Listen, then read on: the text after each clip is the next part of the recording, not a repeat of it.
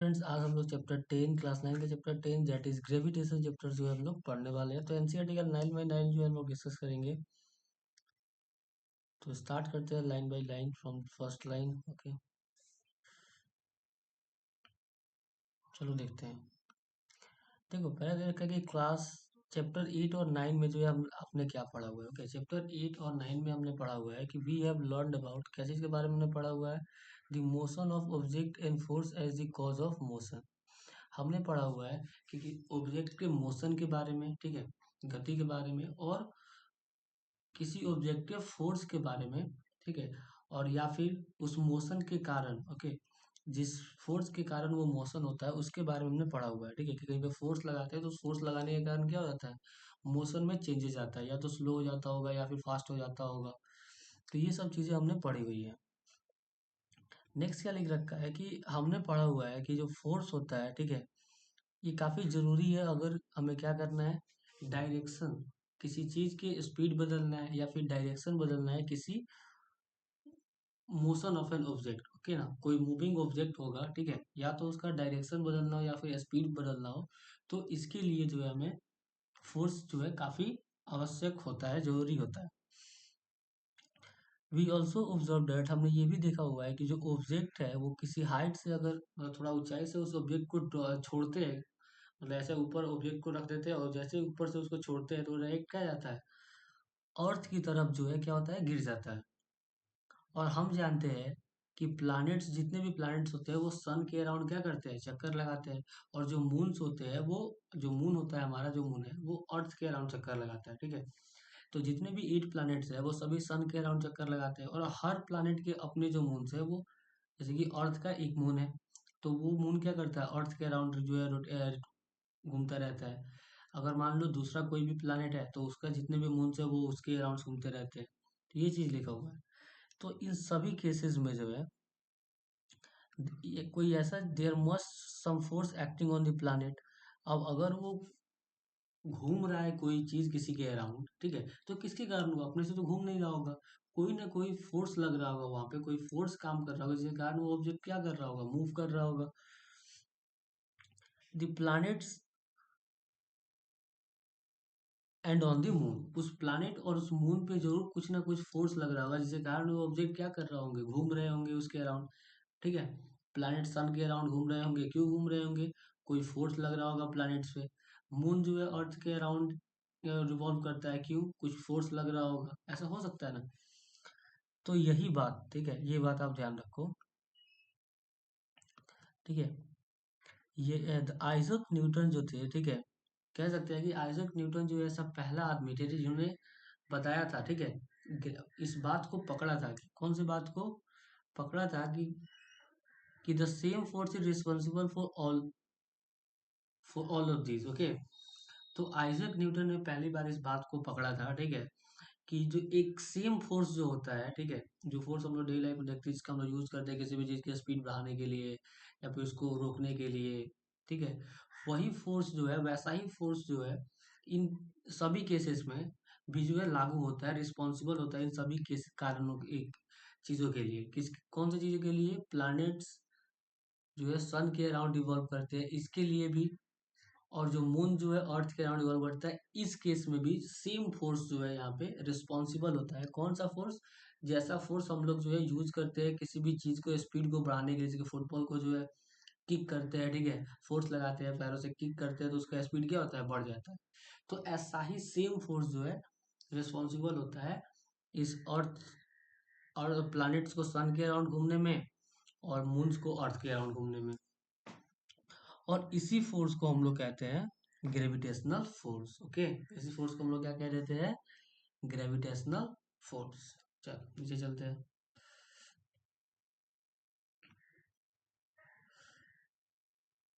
Okay, नीचे चलते हैं थोड़ा सा।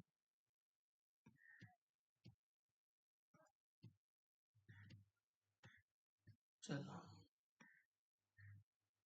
नेक्स्ट वाक्य क्या है हमारे पास। एक सेकेंड, थोड़ा सा कलर को चेंज करते हैं, थोड़ा सा यहाँ से आ जाओ। देखिए इस चैप्टर में जो है हम लोग किसकी चीज के बारे में पढ़ने वाले हैं, ग्रेविटेशन के बारे में पढ़ने वाले हैं और यूनिवर्सल लॉ ऑफ ग्रेविटेशन के बारे में पढ़ने वाले हैं। ठीक है, हम लोग और भी क्या चीज डिस्कस करने वाले हैं, मोशन ऑफ ऑब्जेक्ट, ऑब्जेक्ट के मोशन के बारे में डिस्कस करेंगे under the influence of gravitational force on the earth. तो अर्थ का जो ग्रेविटेशनल फोर्स होता है उसकी इन्फ्लुएंस में, उसके प्रभाव के कारण जो है ऑब्जेक्ट में कैसे मोशन आते हैं, उसके बारे में भी हम लोग पढ़ने वाले हैं।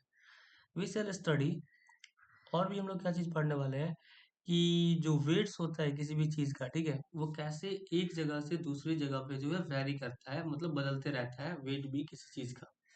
ओके।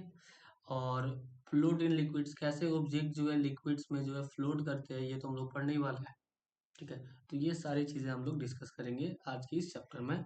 सो हमारा चैप्टर जो है, टॉपिक है आज का, वो है ग्रेविटेशन। सो ग्रेविटेशन है हमारा आज का टॉपिक। स्टार्ट करते हैं इसको। तो यहाँ पे क्या रखा गया है कि हम लोग जानते हैं कि मून जो है वो गोज अराउंड, जो मून होता है, ओके, व्हाट, जो हमारा मून होता है, ठीक है, इसको थोड़ा सा, ठीक है, कि जो मून होता है वो गोज अराउंड दी अर्थ, अर्थ के अराउंड जो है जाता है, मतलब अर्थ के अराउंड जो है घूमता है जाकर। ठीक है, एन ऑब्जेक्ट, जब भी किसी ऑब्जेक्ट को हम लोग थ्रो करते हैं अपवर्ड, अपवर्ड यानी कि ऊपर की तरह, किसी भी चीज को जब हम लोग ऊपर की तरह जो है थ्रो करते हैं, तो वो कुछ हाइट पे जाता है। ठीक है, सर्टेन हाइट पे जाता है वो ऑब्जेक्ट, और उसके बाद क्या होता है, नीचे जो है वो गिर पड़ता है। ओके, मान लो यहाँ से हमने पत्थर लिया और इसको ऊपर की तरफ जो है मान लो यहाँ तक जाएगा, और इस पोजीशन में जाने के बाद जो है क्या करेगा, वो दोबारा से नीचे गिर जाएगा। ओके, तो एक सर्टेन हाइट पे जाने के बाद वो ऑब्जेक्ट दोबारा क्या आता है, नीचे आ जाता है। तो यही ऐसा माना जाता है, ऐसा कहा जाता है कि न्यूटन, जब न्यूटन जो है एक पेड़ के नीचे जो है बैठे हुए थे, ठीक है, एक पेड़ के नीचे जो है बैठे हुए थे, तो एक एप्पल जो है उनके उन पे गिर जाता है। ठीक है, और यही एप्पल जब गिरता है तो ये न्यूटन को मजबूर कर देता है सोचने में। ठीक है, वो सोचने लगते हैं, सोचने में मजबूर कर देता है, और ये क्या सोचते हैं कि if earth can attract an apple, अगर अर्थ जो है इस एप्पल को अपनी तरफ खींच सकता है, ठीक है, इफ अर्थ कैन अट्रैक्ट, यहाँ पे लिखा हुआ है कि earth can attract an apple, ठीक है, अगर अर्थ जो है एप्पल को अपनी तरफ अट्रैक्ट कर देता है, can it not attract the moon, क्या अर्थ मून को अट्रैक्ट नहीं कर सकता है? अगर एक एप्पल को अट्रैक्ट कर दिया तो क्या मून को अट्रैक्ट नहीं कर सकता अपनी तरफ? Is the force the same in both the cases, क्या जब फोर्स लग रहा है, मतलब देखो, अगर ऊपर से कोई चीज नीचे की तरफ गिरा है तो कोई फोर्स लग रहा होगा। ठीक है, तो एप्पल को, अर्थ जो है एप्पल को खींचने के लिए जो फोर्स लगा रहा है, क्या यही सेम फोर्स मून को भी खींचने के लिए नहीं लगा रहा होगा? यही फोर्स, सेम फोर्स क्या नहीं होगा दोनों के बीच? एक एप्पल को खींचता है तब भी, और मून को खींचता है तब भी। और तब इन्होंने कंजक्टेड दैट दिस सेम टाइप, और उसके बाद कंजक्टेड का मतलब क्या होता है? कंजक्टेड का मतलब होता है अनुमान, क्या लगाना, अनुमान लगाना। ओके ना, कंजक्टेड मतलब अनुमान। तब इन्होंने क्या किया, कंजक्टेड यानी कि अनुमान लगाया कि सेम टाइप ऑफ फोर्स, ठीक है, एक ही प्रकार का फोर्स जो है इन दोनों केसेस में जो है रिस्पॉन्सिबल है, एक एप्पल को भी अपनी तरफ खींचने में, और एक और मून को भी अपनी तरफ खींचने में, सेम फोर्स जो है लगा हुआ रहता है, रिस्पॉन्सिबल होता है। ओके,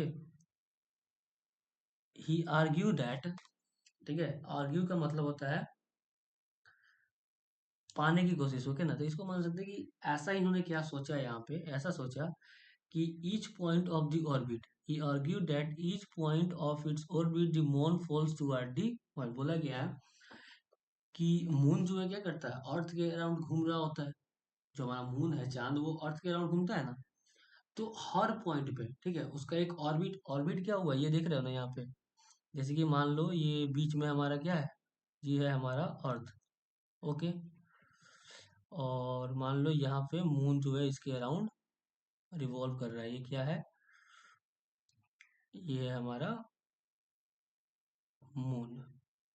तो ये बोला गया कि तो ये क्या हुआ, ऑर्बिट भी हुआ, ये जो लाइन आपको दिख रहा है, ठीक है, ये क्या हुआ, ये जो लाइन है, इस लाइन क्या है, ये ऑर्बिट, क्या है ये, ऑर्बिट किसका ऑर्बिट है? मून का, ठीक है। तो सभी का ऑर्बिट होता है, जैसे कि अर्थ भी एक लाइन में जो घूम रहा होता है इमेजिनरी लाइन में, उसको अर्थ का ऑर्बिट बोलते हैं।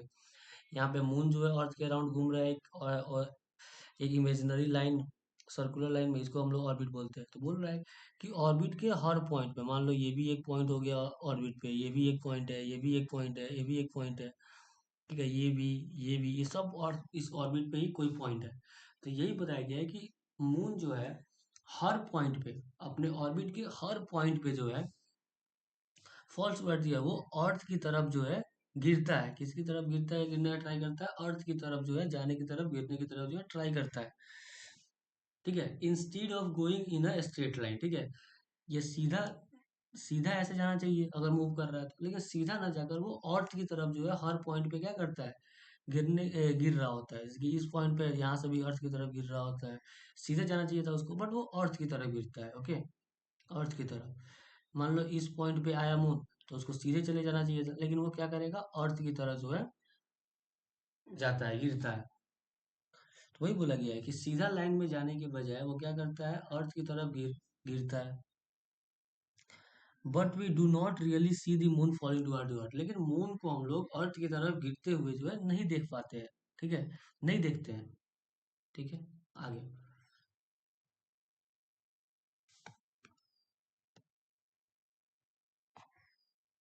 चलो, आगे क्या दे रखा है? आगे बोला गया let us try to understand, चलो इसको समझते हैं, मोशन ऑफ मून, ठीक है। जो मून जो है कैसे अर्थ के अराउंड जो है मूव कर रहा है, इसको हम लोग बात को समझते हैं। तो यहाँ पे एक एक्टिविटी दिया गया है, क्या बोला गया है? एक धागा का टुकड़ा लेना है, ठीक है, यानी कि एक धागा सिंपल से छोटा सा लेना है। उसमें क्या करना है? एक पत्थर जो है एक एक एंड पे बांध देना है, ठीक है, और दूसरे एंड को पकड़ लेना है, ठीक है। और उस जो थ्रेड है, धागा है, ठीक है, जिसमें एक स्टोन को बांधा गया है, उसको क्या करना है? घुमाना है, ठीक है। ऐसे जो है सर्कुलर जो है घुमाना है, यहाँ पे देख सकते हो कैसे जो है घुमा रहा है सर्कुलर, ऐसे ही आपको घुमाना है। Note the motion of the stone, ठीक है, मोशन कैसे स्टोन जो है मूव कर रहा है जब उसको धागे में बांध कर घुमा रहे हैं, तो कुछ इस तरह मोशन कर रहा हो। उसके बाद क्या बोला गया है कि ये चीज करने के बाद, ये नोटिस करने के बाद जो है देख सकते हो कैसे घूम रहा है, ऐसे एक ऑर्बिट में घूम रहा है, ठीक है। इसके बाद क्या करना है? छोड़ देना है धागे को, एंड अगेन, तो इसमें क्या करना है? धागे को छोड़ देना है, फिर देखना है कि कैसे जो है वो, कैसा जो है उसका डायरेक्शन कैसा है मोशन का, ठीक है, किस डायरेक्शन में जो है मूव कर रहा है, ठीक है। ये आपको नोटिस करना है, ठीक है। नेक्स्ट नेक्स्ट देखते हैं आगे क्या रखा है।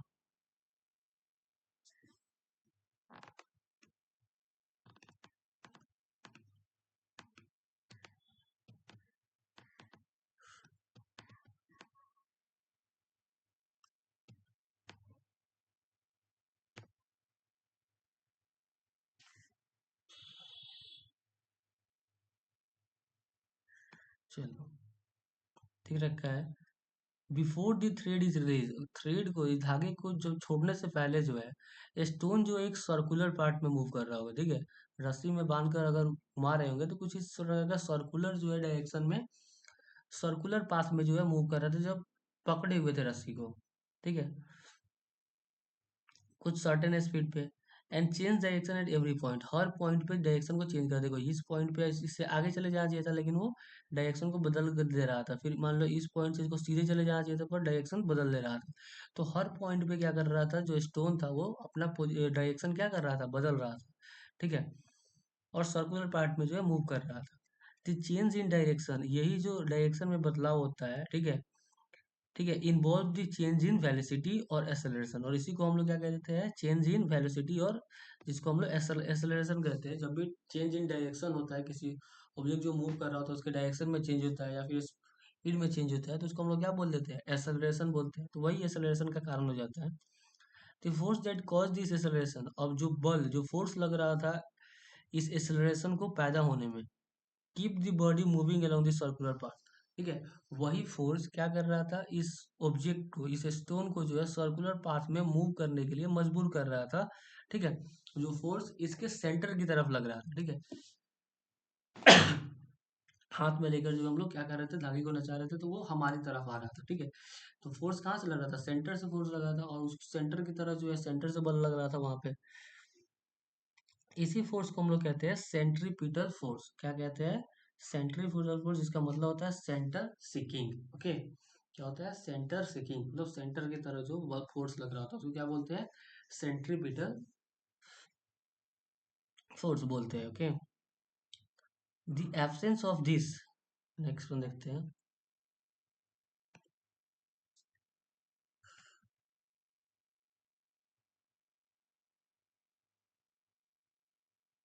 आगे दे रखा है कि the absence of this force,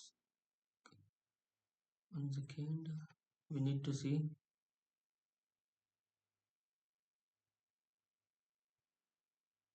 आगे दे रखा है कि जब ये फोर्स जो एब्सेंस हो रहा था, एब्सेंट मतलब जो फोर्स, जैसे कि धागे को छोड़ दिया तो फोर्स लगना तो बंद हो गया। ठीक है, तो जैसे ही ये फोर्स लगना जो है बंद हुआ, ठीक है, the stone flies of along a straight line, जैसे ही जिस पॉइंट पे भी हमने जो है फोर्स लगाना छोड़ दिया, उसी पॉइंट से स्टोन क्या किया, सीधे डायरेक्शन में मूव करना जो है चालू कर दिया। ये सर्कुलर पार्ट में मूव कर रहा था ऐसे, मान लो इस पॉइंट, तो उसको यहाँ से फोर्स लग रहा था ना, यहाँ से हम लोग खींच रहे थे सेंटर की तरफ, यहाँ से हाथ में पकड़ कर उसको नचा रहे थे। लेकिन जैसे ही फोर्स लगाना छोड़ दिया तो इस पॉइंट से वो क्या करेगा, सीधा डायरेक्शन में मूव करना स्टार्ट हो जाएगा और दूसरी तरफ जो है जाकर गिर जाता है। द स्ट्रेट लाइन, जिस स्ट्रेट लाइन में वो फोर्स जो है जब लगना बंद कर देंगे, तो जिस डायरेक्शन में वो जाएगा, वो स्टोन गया, वो एक टेंजेंट की तरह था। क्या था, एक tangent, tangent to the circle path, circular path के टेंजेंट की तरह वो लाइन था। ठीक है, टेंजेंट क्या होता है, टेंजेंट एक ऐसा लाइन सेगमेंट होता है या फिर एक लाइन होता है जो सर्कल को किसी एक पॉइंट पे टच करता है। ठीक है, मान लो ये कोई सर्कल का एक पॉइंट है। टेंजेंट क्या होता है, एक ऐसा लाइन सेगमेंट या फिर लाइन जो सर्कल को किसी एक पॉइंट पे टच करो, मान लो ये ए पॉइंट पे टच करा तो ये क्या हो गया, नाम देते हैं पी क्यू। तो यहाँ पे पी ए क्यू जो है, पी ए क्यू ये क्या है, एक टेंजेंट है। तो ये यहाँ पे दे रखा है। ठीक है,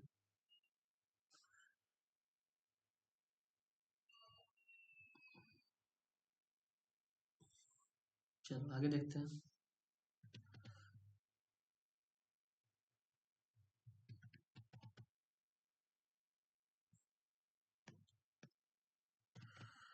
आगे टेंजेंट के बारे में थोड़ा सा आपको बताया गया है। यहाँ से हम लोग स्टार्ट करते हैं। तो यहाँ पे क्या दे रखा है कि जो मून का मोशन होता है, ठीक है, मोशन ऑफ मून जो होता है सन के अराउंड, वो किसके कारण होता है, सेंट्रीपिटल फोर्स के कारण होता है। और जो सेंट्रीपिटल फोर्स होता है ये किसके द्वारा दिया जाता है, provided by the force of attraction of the earth. Earth जो है सभी चीजों को अपनी तरफ खींच रहा होता है। ठीक है, ठीक है, तो जो मून जो रिवॉल्व कर रहा होता है वो एक सेंट्रीपिटल फोर्स के कारण रिवॉल्व करता है। और सेंट्रीपिटल फोर्स क्या होता है, अर्थ का फोर्स ऑफ अट्रैक्शन, जो अर्थ अपनी फोर्स लगाता है चीजों को अपनी तरफ खींचने के लिए, यही फोर्स जो है मोशन, मून को जो है मोशन का कारण है, जिसके कारण जो है वो अर्थ के अराउंड मूव कर रहा है। ओके, कैसे, जैसे कि यहाँ पे एक धागे से बांध कर और इसको हम लोग नचा रहे थे तो ऐसे राउंड की तरफ जो है सर्कल की तरफ ला रहे थे, वैसे ही सेंटर पे, अर्थ के सेंटर से भी जो एक फोर्स लगता है मून पे, जिसके कारण वो एक सर्कुलर पाथ में रिवॉल्व करता है। यही यहाँ पे बताया गया है। ठीक है, आगे देखते हैं। आगे बोला गया, इफ देर इज नो सर्च फोर्स, अगर ऐसा कोई दूसरा फोर्स नहीं होता अर्थ के पास, the moon would pursue a uniform straight line motion. अगर अर्थ के पास वो फोर्स ऑफ अट्रैक्शन नहीं होता, तो जो मून जो होता है, जो आज हमारे चारों ओर घूम रहा है, ठीक है, हमारे अराउंड अराउंड घूम रहा है, ठीक है, ठीक है, वो इस चीज को पालन नहीं करता। ठीक है, वो सर्कुलर पाथ को पालन नहीं करके वो एक यूनिफॉर्म स्ट्रेट लाइन में जो है मूव करना स्टार्ट कर देता है और वो दूर चला जाता है हमसे। It is seen that falling Apple, और ऐसा भी हमने देखा हुआ है कि falling Apple is attracted toward the अर्थ। और ये भी हमने देखा हुआ है कि जो एक एप्पल जो गिर रहा होता है अर्थ की तरफ, ठीक है, गिरता है वो और किसकी तरफ जाता है, अर्थ की तरफ जाता है। दस दी एप्पल, क्या ये एप्पल भी अर्थ को अट्रैक्ट करता है, अपनी तरफ खींचता है? अगर हाँ, अगर एप्पल भी अर्थ को अपनी तरफ खींच रहा है, तो हम लोग क्यों नहीं देख पाते कि अर्थ जो है एप्पल की तरह जो है मूव कर रहा है? मूव करते हुए दिखा, जैसे एप्पल मूव करता है अर्थ की तरफ तो वो दिखाई दे देता है, वैसे ही अगर एप्पल भी अट्रैक्ट कर रहा है अर्थ को तो हमें पता चल जाना चाहिए, दिखना चाहिए। तो क्यों नहीं दिखता है? तो इसका आंसर हमें मिलता है according to the third law of motion, motion के थर्ड लॉ से। Okay, the apple does attract the earth, earth भी क्या करता है, एप्पल को अट्रैक्ट करता है। लेकिन अगर बात करें according to the second law of motion, motion के सेकेंड लॉ की अगर बात करें, ठीक है, तो for a given force acceleration is inversely proportional to the mass of an object. ठीक है, अगर अगर हमें क्या निकालते, देखो यहाँ के क्या बोला गया है कि फॉर अ गिवन फोर्स, अगर कुछ फोर्स दिया हुआ है, ठीक है, कुछ फोर्स जो लग रहा होगा कहीं किसी चीज पे, ठीक है, वह जो है एक्सेलरेशन इज, जो एक्सेलरेशन होता है, ठीक है, एक्सेलरेशन जो होता है वो inversely proportional to the mass of the object, object के मास के इनवर्सली प्रोपोर्शनल होता है। ओके, तो जो एक्सेलरेशन होगा, ओके, अगर मास ज्यादा होगा, ओके, तो एक्सेलरेशन क्या होगा, कम होगा। क्या होगा, अगर मास ज्यादा होगा तो एक्सेलरेशन कम होगा। ठीक है, और अगर मास, ठीक है, अगर मास कम होगा तो एक्सेलरेशन ज्यादा होगा। तो देखो एप्पल का मास क्या होता है, कम होता है, इसीलिए उसका एक्सेलरेशन ज्यादा होता है, जो हमें जो है दिख जाता है कि वो अर्थ की तरफ आ रहा है। लेकिन बात करें, अर्थ का मास जो है काफी ज्यादा आता है, एप्पल के कंपेयर में अर्थ का मास जो काफी ज्यादा होता है, जिसके कारण एक्सेलरेशन क्या हो जाता है, कम होता है, जिसके कारण हम लोग देख नहीं पाते, मतलब ना के बराबर जो है एक्सेलरेशन होता है, लगभग ना ही होता है। ठीक है, क्यों नहीं होता है, क्योंकि अर्थ का मास जो है बहुत ज्यादा है, और जो एक्सेलरेशन होता है वो मास के, जो एक्सेलरेशन होता है वो मास के इन्वर्सली प्रोपोर्शनल होता है, इसीलिए इसीलिए जो है, क्योंकि एप्पल का मास कम है तो एक्सेलरेशन ज्यादा होता है, इसलिए हम वो एक्सेलरेट करता हुआ दिखाई दे देता है। और अर्थ का मास ज्यादा है, जिसके कारण एक्सेलरेशन क्या होता है, कम हो जाता है, और जिसके कारण ना के बराबर एक्सेलरेशन होता है, जो इसलिए हमको दिखता ही नहीं है। ठीक है, तो याद है ना आपको कि जो एक्सेलरेशन होता है वो इन्वर्सली प्रोपोर्शनल टू मास होता है। ठीक है, चलो,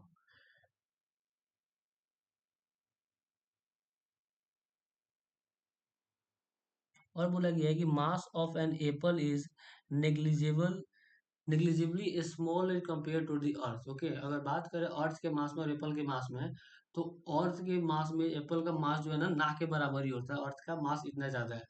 सो वी डू नॉट, इसीलिए हम लोग जो है नहीं देखते, इसीलिए जो है अर्थ जो है एप्पल की तरफ मूव करता हुआ दिखाई नहीं देता है। ठीक है, extend sake are made for why the earth don't not move toward the moon, और यही कारण भी जो है सेम ऐसा है कि मून जो है, अर्थ भी फोर्स लगा रहा है मून पे, और मून भी फोर्स लगाकर अर्थ को खींच रहा होगा अपनी तरफ। तो सेम आर्ग्यूमेंट के कारण ही मून जो है अर्थ की तरफ जो है एक्सेलरेट करता हुआ दिखाई देता है, ना कि अर्थ जो है मून की तरफ, मून की ओर जो है घूमता हुआ दिखाई देता है। क्यों, क्योंकि मास ऑफ मून का जो मास होता है वो अर्थ के मास से कम होता है, जिसके कारण एक्सेलरेशन क्या होता है, ज्यादा हो जाता है। लेकिन अर्थ का मास ज्यादा है और मून का मास कम है, तो अर्थ का एक्सेलरेशन जो है कम होता है, बहुत कम, इसी कारण जो है अर्थ मूव करता हुआ दिखाई देता है, मून मूव करता हुआ दिखाई देता है, ना कि अर्थ मूव करता हुआ दिखाई देता है।